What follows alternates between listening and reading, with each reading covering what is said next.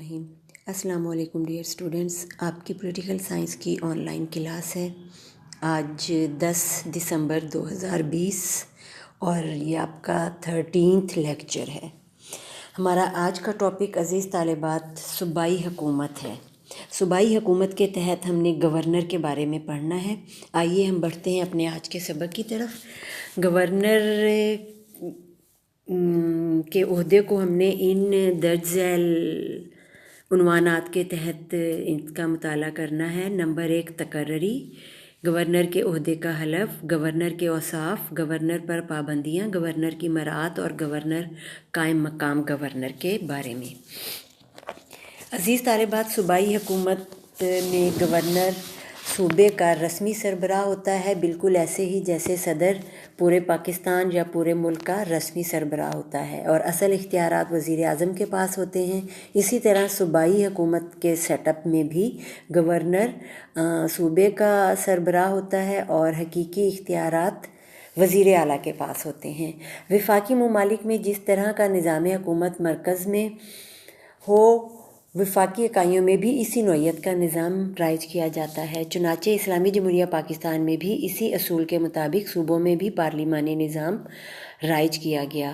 صوبائی حکومت گورنر، وزیر اعلیٰ اور وزیر اعلیٰ کی کابینہ پر مشتمل ہوتی ہے۔ ہم نے پہلے جائزہ لینا ہے گورنر کے عہدے سے متعلق۔ تقرری، آئین کی دفعہ نمبر 101 کے تحت صوبائی گورنروں کا تقرر صدر وزیر اعظم کے مشورے سے کرتا ہے۔ گورنر اس وقت تک اپنے عہدے پر فائز رہ سکتا ہے جب تک اسے صدر کا اعتماد حاصل ہوتا ہے۔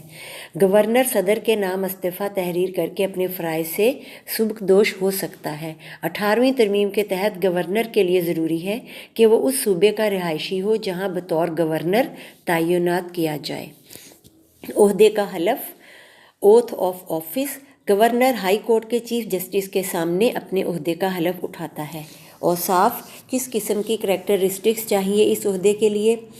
نمبر 1، اس کی عمر کم از کم 35 سال ہو۔ امیدوار، جو گورنر کا امیدوار ہے اس کی عمر کم از کم 35 سال ہو۔ نمبر 2، وہ قومی اسمبلی کا رکن منتخب ہونے کا اہل ہو، یعنی پاکستان کا شہری ہو، اس کا نام انتخابی فہرست میں درج ہو اور کسی نفع بخش عہدے پر فائز نہ ہو۔ اس عہدے پر کیا ریسٹرکشنز ہوتی ہیں، کس قسم کی پابندیاں ہیں، اس کا جائزہ لے لیتے ہیں۔ اپنا عہدہ سنبھالنے کے بعد وہ کسی نفع بخش عہدے پر فائز نہیں ہو سکتا اور نہ ہی کوئی ایسا کام کرے گا جس سے اسے مالی فائدہ حاصل ہو۔ وہ پارلیمنٹ یا صوبائی اسمبلی کا انتخاب نہیں لڑ سکتا۔ اگر وہ پہلے سے رکن ہو تو اسے رکنیت سے مستعفی ہونا پڑتا ہے۔ مراعات، فیسلٹیز، گورنر کو اپنے فرائض کی ادائیگی کے دوران کسی فوجداری مقدمے میں ملوث کیا جا سکتا ہے اور نہ ہی گرفتار کیا جا سکتا ہے۔ دیوانی مقدمے کی صورت میں 60 دن قبل نوٹس دینا ضروری ہے۔ گورنر کو معقول تنخواہ، الاؤنس اور دیگر مراعات حاصل ہوتی ہیں۔ قائم مقام گورنر کی کیا حیثیت ہے اور کون بن سکتا ہے قائم مقام گورنر؟ آئین کی دفعہ نمبر 104 کی روح سے جب گورنر ملک سے اپنی غیر حاضری یا کسی وجہ سے اپنے فرائض ادا کرنے سے قاصر ہو تو صوبائی اسمبلی کا اسپیکر بطور قائم مقام گورنر فرائض سر انجام دیتا ہے۔ اب عزیز طالبات، جائزہ لے لیتے ہیں گورنر کے پاورز اینڈ اختیارات اور فرائض کا۔ گورنر صوبے کا آئینی سربراہ ہوتا ہے۔ صوبے کے تمام انتظامی اختیارات عزیز طالبات گورنر کو حاصل ہوتے ہیں، جسے وہ اپنی صوابدید یا وزیر اعلیٰ کے مشورے سے استعمال کرتا ہے۔ 1973 کے ابتدائی آئین کے تحت گورنر محض آئینی سربراہ تھا، لیکن 1985 میں کی گئی 8ویں ترمیم کی روح سے گورنر کے اختیارات میں اضافہ کیا گیا۔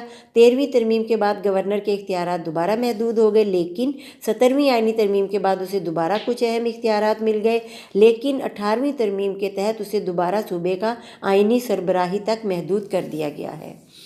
گورنر کے اختیارات ہم ان عنوانات کے تحت اس کا جائزہ لیں گے: انتظامی اختیارات، تقرر کے اختیارات، قانون سازی کے اختیارات اور ہنگامی حالات میں فرائض۔ انتظامی اختیارات، گورنر کسی ایسے رکن اسمبلی کو وزیر اعلیٰ کا عہدہ سنبھالنے کی دعوت دیتا ہے جسے اسمبلی کی اکثریت کی حمایت حاصل ہو۔ وزیر اعلیٰ گورنر کے مشورے سے اپنی کابینہ تشکیل دیتا ہے۔ وزیر اعلیٰ اور اس کی کابینہ گورنر کے سامنے اپنے عہدے کا حلف اٹھاتی ہے۔ اگر گورنر کابینہ کے کسی فیصلے سے متفق نہ ہو تو اسے دوبارہ غور و خوض کے لیے کہہ سکتا ہے، لیکن اگر کابینہ دوبارہ وہی مشورہ دے تو گورنر قبول کرنے کا پابند ہوتا ہے۔ وزیر اعلیٰ کا فرض ہے کہ وہ گورنر کو تمام امور سے باخبر رکھے۔ اسمبلی تحلیل ہونے کی صورت میں گورنر سابق وزیر اعلیٰ اور سابق قائد حزب اختلاف کے مشورے سے عبوری نگران وزیر اعلیٰ اور نگران کابینہ کا تقرر کرتا ہے۔ نگران کابینہ کا کوئی رکن انتخابات میں حصہ نہیں لیتا ہے۔ گورنر وہ تمام ذمہ داریاں ادا کرتا ہے جو وفاقی حکومت اس پر عائد کرتی ہے۔ تقرر کے اختیارات: گورنر وزیر اعلیٰ کے مشورے سے صوبائی پبلک سروس کمیشن کے چیئرمین، ارکان، ایڈوکیٹ جنرل اور دیگر اہم تقرریاں کرتا ہے۔ اعلیٰ صوبائی ملازمتوں پر افسران کا تقرر بھی گورنر کے احکامات کے تحت ہوتا ہے۔ قانون سازی کے اختیارات: گورنر وزیر اعلیٰ کے مشورے سے صوبائی اسمبلی کا اجلاس طلب اور ملتوی کرتا ہے۔ اجلاس کے لیے وقت اور مقام بھی گورنر طے کرتا ہے۔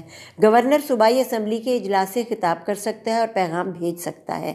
گورنر وزیر اعلیٰ کے مشورے پر صوبائی اسمبلی توڑ سکتا ہے اور توڑ دیتا ہے۔ اگر وہ ایسا نہ کرے تو 48 گھنٹے بعد اسمبلی خود بخود ٹوٹ جاتی ہے۔ اگر وزیر اعلیٰ کے خلاف تحریک عدم اعتماد پیش ہو چکی ہو تو وہ اسمبلی توڑنے کا مشورہ نہیں دے سکتا۔ اسمبلی کے منظور کردہ مسودات کی گورنر 10 دن کے اندر منظوری دے گا۔ وہ مسودہ کو نظر ثانی کے لیے واپس بھی بھیج سکتا ہے، لیکن اگر اسمبلی سادہ اکثریت سے مسودہ دوبارہ منظور کر لے تو وہ قانون بن جاتا ہے۔ جب صوبائی اسمبلی کا اجلاس نہ ہو رہا ہو تو گورنر آرڈیننس جاری کر سکتا ہے، جسے بعد میں صوبائی اسمبلی میں منظوری کے لیے پیش کیا جاتا ہے۔ صوبائی اسمبلی آرڈیننس کو منظور بھی کر سکتی ہے اور آرڈیننس کی مدت 3 مہینے ہوتی ہے۔ ہنگامی حالات میں فرائض: اگر صوبے کے حالات صوبائی حکومت کے کنٹرول سے باہر ہو جائیں تو صدر اس صوبے میں ہنگامی حالات کا نفاذ کر کے گورنر کو انتظام چلانے کی ہدایت کرتا ہے۔ گویا ہنگامی حالات میں صوبے کے تمام اختیارات وفاقی حکومت کے نمائندے گورنر کو منتقل ہو جاتے ہیں۔ اس کے ساتھ کچھ مالیاتی اختیارات بھی ہیں۔ صوبائی اسمبلی میں وزیر خزانہ بجٹ پیش کرتا ہے جو اسمبلی سے پاس ہونے کے بعد گورنر کی منظوری کے لیے بھیجا جاتا ہے، لیکن اصل مالیاتی اختیارات کابینہ اور صوبائی اسمبلی کو حاصل ہوتے ہیں۔ عزیز طالبات، یہاں پر ہمارا آج کا لیسن اختتام پذیر ہوتا ہے۔ اس کو بہت اچھے سے تیار کر لیجئے گا۔ کل میں آپ سے شارٹ کوسچنز اس کے بارے میں پوچھوں گی۔